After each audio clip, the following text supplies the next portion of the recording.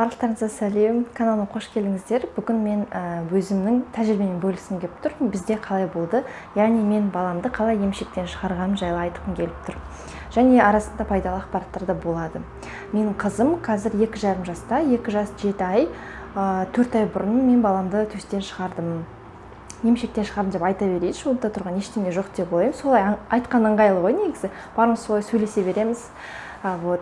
Мен баламды 2 жас 3 айында емшектен шығардым, және ең дұрыс методты ғана қолдандым. Негізінде біз білеміз, қаншама әдістер бар, баланы емшектен шығару, біз әрбір жерден әр адамдар не естіп жүрміз, бірақ ол методтардың барлығы қате. Ең дұрыс, ең безопасный дейді ғой, ең қауіпсіз, бала үшін де, ана үшін де ең дұрыс, жаңағы Всемирная организация здравоохранения құптайтын әдіс ол баланы емшектен ақырындап шығару. Көрдіңіздер ме? Сондықтан ең басты сол жерден бастайын.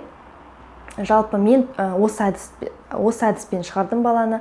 Басқа әдістерді қолданып көрдім, яғни ол біз білеміз, зеленка жағу деген сияқты. На самом деле мен оны білдім, дұрыс емес екенін біле тұра, мен де солай кішкене қиналып, бала әлі еміп жүрген кезде сол неше түрлі әдістерді ойлайтын едім негізінде.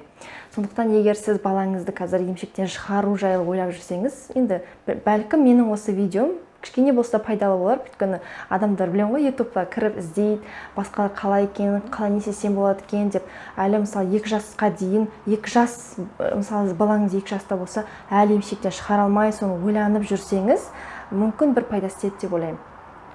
Жалпы мен осы емшектен шығару, баланы емізу, жаңағы сүт, сол тақырып маған өзіме қатты қызық. Мен босанатын уақытқа дейін алдын ала осы үшін дайындалғам негізі. Баланы емізуге қатты дайындалдым, қаншама ақпараттар оқыдым, зерттедім, қаншама видеолар көрдім. Жаңағы емізу консультанттар дейді ғой, орыстардан үлкен білім алым, сол кезде кәдімгідей көзім ашылды енді. Бірінші балам болғандықтан мен еш нәрсе білмейтін едім. Бірақ жан-жақтан адамдар айтатын сөздерді біліп жүрдім, но дегенмен де профессионал адамнан, білетін адамнан сол сұрақтардың жауаптарын білуге тырыстым да, іздендім. Шынымен де шоке болдым, қаншама ақпарат бар, мен білмейтін қаншама нәрсе бар екен деп. И ол нюанстарсыз, мне кажется, нормально баланы емізіп өсіру өте қиын сияқты. И мысалы инстаграмда да отырамыз ғой, енді қазақ әйелдеріне қарап отырсам, көп әйелдер тіпті дайындалмай, вообще емізуге дайындалмай, тіпті босануға дайындалмай, қалай бар солай жүре береді екен. То есть как қазір ренжіп қалады мен айтсам, бірақ шынымен де баланы бүйтіп емізе салады, білмейді да, даже сүттің неден тұратыны, и көп өтірік нәрселерге, көп мифтарға сенеді да. Емшектен шығаруға келгенде де сондай. Элементарно әйелдер ақпарат іздемейді да, білмейді да, баланы емшектен қалай шығарам өзі, сондай өзі нақты әдіс бар ма өзі, нақты дұрыс нәрсе бар ма деп. И баланы қинайды, жаңағы әке-шешесінен, жаңағы ата-әжесіне тастайды да, өздері кетіп қалады, 2-3 күнге кетіп қалады. Ойлаңыздаршы, сол бала емшекті ұмытып кетеді да, емшекке шығып кетеді деп ойлап, немесе смесь береді, жаңа зеленка жағады, сосын жаңа емшекті какай жаман, ол сүт, ірікпетті сүт жаман болып кетті деп баланың психикасына әсер етеді ол. Сондай дұрыс емес әдістер жасайды да, балаларын аямайды, психологиялық жағын ойламайды. Оның барлығы дұрыс емес. И еще мен сіздерге айтамын, шокирующе просто. Мен үшін ол шок нәрсе да. Емшектен шығару кезінде мен даже өзім таныстарымнан, подружкаларымнан сұрадым, сендер қалай істедіңдер, не істесем болады деп. Олардан жай ақыл кеңес сұраған кезінде олар маған мынандай кеңестер айтты ғой, что каждый екінші әйел солай жасайды екен. Яғни бір күнде баланы алады, емшектен шығара салады, емшегін бүйтіп байлайды. Мынау сүт толып тұрған мынау емшектері байлап тастағанда, мынау кәдімгідей қиналып, мынау сүттер толғанша шыдап 1 апта бойы, немесе не знаю, әркімде әртүрлі ғой, жүреді екен солай, жаңағы сүтін шығармай арасында сығады. Ол сыққаннан ешқандай пайда болмайды, бәрібір ол сыққан баланың емгенмен жетпейді. Бала ғана бұл өмірде жақсылап біздің сүтті шығара алатын, тек бала, даже молокосос ондайға нетпейді да. То есть кәдімгі полноценный емізіп жүрген емшектерді өздерін жаңа қинап, байлап, сол сүт толғаннан кейін ауырады ғой. Ол лактостаз болып, байлап тастап, шыдап жүреді екен. Қандай мучение десеңіздер, мен соны естігенде шоке болдым. Бұл деген категорически дұрыс емес. Біріншіден, ешқашан олай істемеңіздер. Бұл менің каналым болғандықтан мен өзім мнениемен бөлісіп жатырмын да.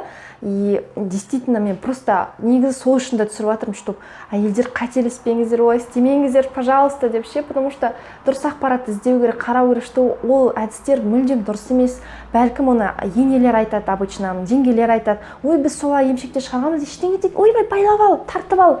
Ештеңе етпейді, бірақ күнде шығарып аласың дейді да. И все, бұл деген қате. Мен айтатын, енелеріңізді тыңдамаңыздар. Олар бұрынғы өткен ғасырда өмір сүрген адамдар, олар уже старый методтар, олар жаңа ақпаратты, ол кезде интернетте болмаған, ондай консультанттар, медицина дамымаған, и бір-бірінен сөйтіп келе берген да. Мысалы, и в общем, устаревший ақпараттар тыңдамаңыздар. Қазір 21 ғасыр, интернет барлығы бар. Тек врачтар тыңдайықшы, қалай дұрыс солай істейік. То есть вообще қате ол. Біріншіден, мынау емшектеріміз, сөйткен кезде кәдімгі лактастаз болып қатып қалады, ол мастит болады. Олай сүтті ұстап тұрға алмайды, ол денеге тарамайды. Ондай деген ол миф бар, денеге таралады деген, солай шығаруға болады деген, ол өте дұрыс емес нәрсе. Тек қана бірақ дұрыс әдіс бар, баланы емшектен ақырындап шығару. Яғни деген сол қалай емізуді, жаңағы лактация дейді ғой, лактацияны ақырындап азайту керек. Ал сол процесті білу үшін сол жайлы ақпараттарды іздену керек. ГВ консультанттардан, ютубта видеолар бар, кәдімгі обучение өткен медик, врачтардан, дәрігерлер бар поликлиникада, больницаларда бар.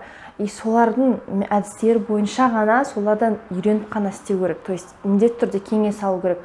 Пух и прах аяқ астынан олай жасауға болмайды, баланың психологиясында ойлау керек. Сонымен мен оны бәрін біліп, дайындалып, солай істедім. И баламды ұзақ еміздім. 1 жас 10 айға дейін еміздім.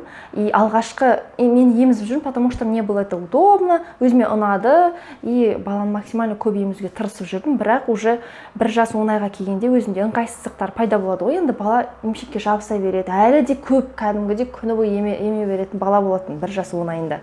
То есть қай кез емгісі келеді, еми салады. Сөйтіп, мен өзімнің ГВ консультант кісім болды. Орыс кісі, үнемі сол кісімен сөйлесіп, кеңесіп, сол кісіні ғана тыңдайтынмын. И сол кісінің YouTube каналы бар, тоже сіздерге шын жүректен бұл рекомендация. Бұл ешқандай да жарнама емес. Мен кішкентай каналмын, ол кісі маған ешқашан жарнама жасап бер деп айтпайды.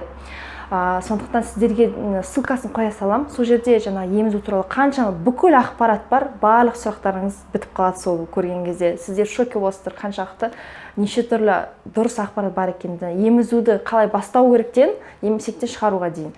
И мен басында емізуге дайындалып жүрген кезде емшектен шығаруды, конечно же, ойламадым. Бірақ кейінге қалдырып жүрдім, білдім. Уақыт келеді, мен бұл сұрақты зерттеймін и соны істеймін деп. Сөйтіп 1 жас 10 айынан бастадым. Видеолардың барлығын көрдім, кеңестім, бүкіл ақпаратты білдім, түсіндім, осылай істеу керек деп. Сөйтіп мен шештім, осы уақыттан бастап баланы емшектен шығарамын деп. И менің баланы емшектен шығаруға 5 ай уақытым кетті, ойлаңыздар. 1 жас 10 айдан бастап 2 жас 3 айға дейін емшектен шығардым. И сол уақытта кәдімгі бала уже 2 жаста балам прямо скачок роста дейді ғой, уже жақсы есейді, жақсы өсті. Сол уақытта горшокқа да үйренді, өзі ұйықтауды үйренді, яғни мен үйреттім, өзі жалғыз емшексіз ұйықтауды үйреттім, әлі күнге дейін солай. И емшектен шығардым, то есть сондай жақсы прогресстер болды бізде. Сөйтіп ақырынан бастау керек, ақырынан бастадым. Яғни 1 жас 10 айында бет алды, сұрады ма, сұраған уақытта емізе салуды қойдым. Яғни ақырындап азайттым. Күніне мен где-то бір 8-9 рет емізеді екен, соны санадым. И соны 5 ретке шейін қысқарттым. Күніне 5 сағат емізіп отырдым. Одан кейін 1-2 күн өткенде, мүмкін даже 4-5 күн ол баланың өзінің несіне қараймын ғой, енді баланың көңіліне қарау керек. Ол қалай жүр, егерде жылап, жаңағы саусағын сорып, сондай қылықтар бастаса, значит, резко шығаруға болмайды. Бала нуждается деген сөз. Онда қайтадан кішкене көбірек емізесін деген сияқты ғой. Сөйтіп күніне азайтып отырдым. Бет алды жаңа оянғаннан кейін еміземіз ғой, енді оянғаннан кейін емізуді алып тастадым.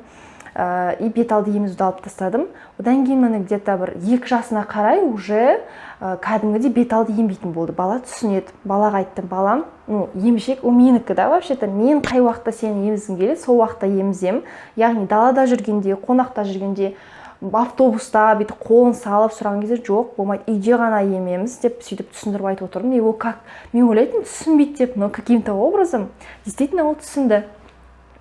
Сөйтіп ақырындап мен уже неге келдім, что баланы ұйықтатуға, күндізге ұйықтатуға емізуді қалдырдым, түнге ұйықтатуға емізуге қалдырдым, и түнде оянып кетеді ғой, емшек емейтін кезде бала жиі оянатын, и соны ғана қалдырып отырдым. Сөйтіп жүрдік. Ойладым, блин, сіздерде де бар шығар ондай ой, ұзақ емізген мамочкалар тем более түсінеді.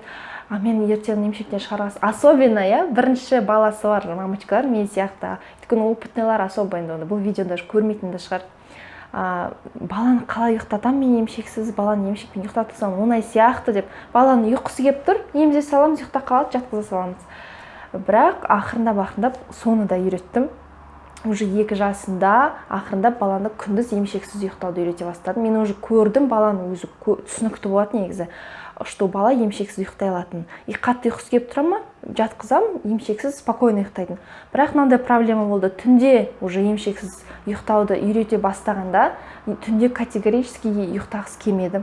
Конечно, жылады, не деші, қарсыласты, сондай проблемалар болды. Ол деген бала тез шығып кетпейді ғой. Сол жер кішкене қиындау болды, біраз қиналып жүрдім, мен даже блин, емшектен шықпай ма, чё проблема, анау деп сөйтіп сондай ойлар кетіп жүрді. Күндіз без проблем ұйықтатасың, тұрады, а вот түнге прям емшек сұрайды, прям жоқ, мама, и жылап даже шаршағанға шейін болды ғой. Ақыры қойшы дейсің, емшек бере саласың, сөйтіп жүріп сөйтіп. Баланың, сосын мен түсіндім, баланың көңіліне қарау керек, бала қалай болып тұр, настроениясына. Ақырындап это ұзаққа созылды, міне 1 апта, 2 апта, 3 апта уақытқа созылды. И сөйтіп мен баланы түнге ұйықтатуды үйрете бастадым. Вот, содан кейін уже күшті болды. Қараңыздар, күндіз уже бет алды ембейміз. Соны ақырындап алып тастағанда бала даже сезбей қалды, даже сұрамай кетті да уже. Но при этом бала маған деген сенімі орнында, психологиялық жағдай бәрі орнында. Ол біледі, что мен оны емізем, сұраған уақытында емізем. Даже если вдруг бір рет сұраса, жарайды деп емізе саласың. Енді поблажка тоже жасап тұруға болады. Но уже кәдімгідей күндіз ембейтін болды, даже күндізгі ұйқыға ембейтін болды. И уже 2 жас 1 айынан бастап, 2 айында уақытында уже түнге ұйықтатуды үйрете бастадым. Ол да бір не болды. Баланы жай жаныма жатқызып қойып ұйықтатсам, уже бала негізі жақсы возраст қой, өзі де ұйықта қалатын жақсы возраст. Бірақ былай қозғалады, сондай не болды да мазасы, то қолын салады, то емшек сұрайды, сөйтіп жата қалсан емізсейші деген сияқты сондай болып қалады да. Не істесем екен деп, баланы аяғыма жастап жатқызатын болдым, жастық төсек қоям, и жатқызып қоям, қазір ұйықтаймыз деп. Ұйықтаймыз дегенде жынданып, сондай басында қарсыласып, мінезін көрсетіп, соған көнбей жүрді да негізі. Хотя біз қазір тек сол методпен ұйықтаймыз. Просто біраз уақыт керек болды, бір 2-3 күн шығар, үйретіп кәдімгідей жатқызып қоям, жоқ осылай ұйықтайсың деп. Потому что маған да ыңғайлы, былай жатам, бала аяғымда жатады. Емшек бермеймін, өз бетіме жатам, өлең айтам, тақпақтар айтам, сөйтіп өлеңдерді, тақпақтарды үйреніп алдық, кстати. Жатқыз жүрдім, и қарайым, бала уже мен айтқан нәрсеге көнді, и жатты уже. Жатып ұйықтап қалды, 1 рет ұйықтап қалды, 2-ші күн ұйықтап қалды, деп мен вау деп таң қалдым ше, уже қараңыздар, уже күніне мен түнге емізбейтін болдым. Күніне мен 1 рет емізіп жүрдім, түнде оянғанда ғана, ойлаңыздар. И ол қалай жаңағы емшекке, сүтке қалай әсер ететін, қазір соңында айтам, қалай болатын. В общем, баланы үйреттім до такой степени, что мен енді өзім практикамда бірінші рет болды да, баланы сондай нәрсеге үйрету деген сияқты. Бізде үшін проблема ғой, енді түні бала ұйықтамайды, мазаңдалады, содан вау деп сөйтіп таң қаласың да.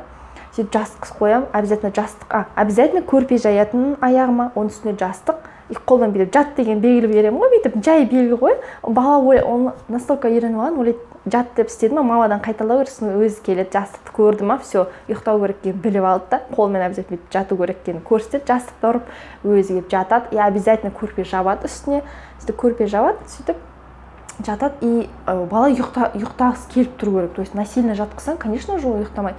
Ұйықтағысы келіп тұрған бала спокойно арға ұйықта кетеді. При этом мен тербетпейтін, мен өзім ұнатпаймын жаңа тербетіп. Бала кезінен тербетіп, қолында көп ұстауға үйретпеген негізінде. Аяқпен аяғын шаршап қалды ғой. Тербетпеймін, просто жатам, и ол просто жатады. Өлеңдерді айтып, музыка қосып, сөйтіп бір 5-10 минут, 15 минуттың ішінде ұйықтап қалатын. И все, сол әдіс болғаннан кейін все, уже емшек вообще емізу керек емес болды. Енді одан кейін ойладым, бала ұйықтап қалады, жаныма жатқызып қоям, и түнде қалай емізсем екен, түнде сұрайды ғой деп сөйтіп жүрдім. Сол уақытта уже сүт азая бастады. Сүтте қараңыздар, қалай жұмыс істейді, сүттің өз принципі бар келу. бала еміп жатады ғой, біз емізіп жатамыз ғой, екінші жағымызда сүт келіп жатады, біз оны сеземіз, иә. Яғни именно баланы емізген уақытта сүт келеді, жаңағы окситоцин арқылы, пролактин деген не бар, гормон бар, сол арқылы келеді. То есть бала ем бітеді ғой, и организм настолько ақылды, бәрі бізде бүкіл функция идеально жұмыс жасап тұр. Бізді Аллах тағала солай жаратқан, ойлаңыз, идеально жұмыс істейді. Соны білу керек негізі адамдар, әйелдер особенно. Сонда қанша бала сүт емді, то есть қанша грамм болсын, қанша сүт емді, тура ровно сонша сүт келеді екен бізге. Тура қанша емді, соншасы келеді. И бала күніне 5 рет емді ма, бізге күніне 5 рет сүт келеді екен. Қанша бала сүт емеді, сонша сүт келеді. Ол тек қана солай жұмыс жасайды. Бала жаңадан туғанда біз айтады, ол көбейеміз деп, сонда сүтің тез келеді деп. Действительно сүт келеді, көп болып келеді, я. Ну, это уже басқа тема. Ал емшектен шығару үшін сүтті біз ақырында болса азайтуымыз керек. Мен сөйтіп күндіз емізуді азайтып отырдым. Сонда бала аз еме бастады ма, аз сүт келеді. И с каждым разом аз емеді, и аз сүт келеді. И мне дошло до такого, что күніне бір-ақ рет емізгенде, сонда получается күніне бір рет қана маған сүт келеді, и то слабо уже ше. И ни в коем случае мен андай сығып, жаңағыдай ондай необходимость болған жоқ. И сөйтіп бала ұйықтағаннан кейін қарай, мен бір күн уже мынандай жағдайға жетті, что бұрын жиі емізгенде сүтін бір күн бітпей, бір жарты күн емізесің, толып кетеді ғой енді сүт. Ал менде уже бір күнде слабо толатын болды. И толған кезде ғана түнде бала неосознанно ұйықтап жатады ғой, білмейді, күндіз біз уже емшектен шығып жүрміз, күндіз емізбеймін мысалы, и түнде ғана өзім кішкене оятып, емшегін беріп, жаңа босатып алатын, бір рет қана емізіп алам, келесі күні солай, как обычно жүреміз, сұрамайды.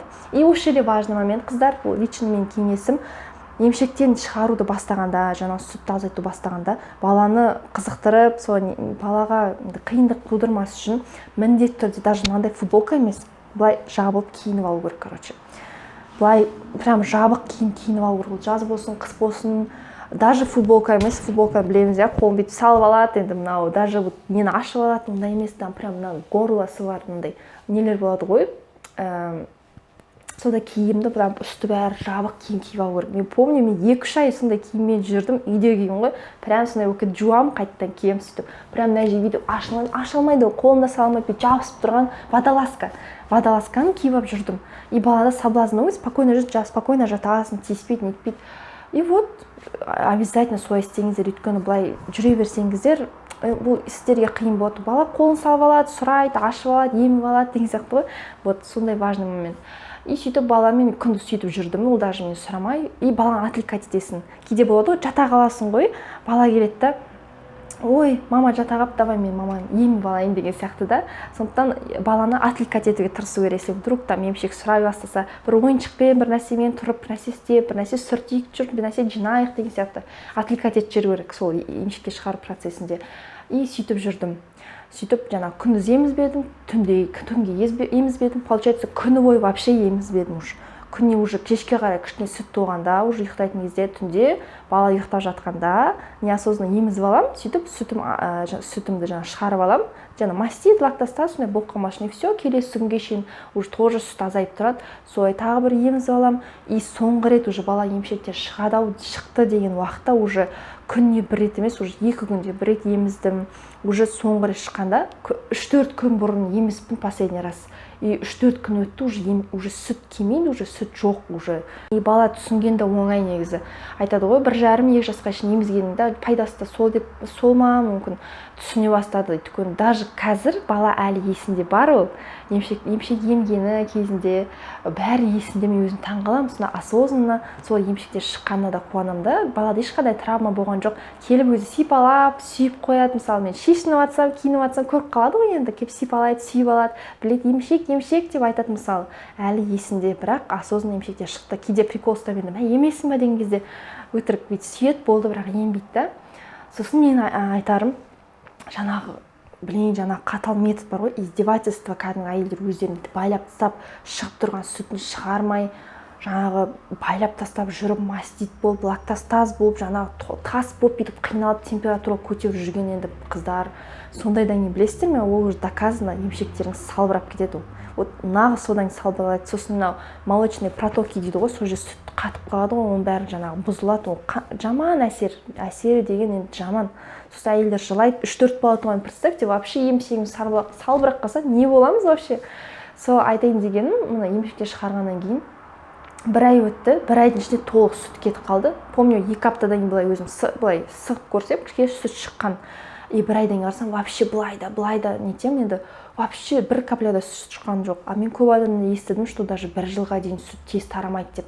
Бірақ мен настолько 5 айдың ішінде ақырындап емшекте шығарған арқасында, азайта бастаған арқасында, сөйтіп 1 айдың ішінде вообще жоқ болып кетті, емшек шыққан жоқ. И слава богу, вообще даже салбырап ондай деген болған жоқ. Ұят болса да айтайын, расымен де сондай, қандай аяғым ауыр кезде қандай болды, сол қалыпты, ешқандай өзгеріс жоқ, бәрі аман, бәрі жұмсақ, бәрі жақсы. Вот, сіздерге айтайын деген осы болды. Енді тағы не қоссам екен, сұрақтарыңызды қойыңыздар. Мен эксперт емеспін, мен ни в коем случае, бірақ маған осы тема шынымен де қызық. Осы теманы мен кәдімгі изучать еттім. Бәрін, бүкіл ақпарат ізденіп, бүкіл интернетті ақтарып, действительно менде ол жағынан білім көп. Подружкаларыма совет айтып, кеңесімді айтып, сөйтіп нетіп тұрам. Білетін нәрсе, мен енді мама болғаннан кейін, мен өзім баланың денсаулығы өте маңызды болғаннан кейін қалай ақпаратты іздемейсің, иә? Сондықтан сол жағынан енді кішкене болса да эксперт болып алдық. Если что, вдруг сұрақтарыңыз болса, қойыңыздар, білгенімше жауап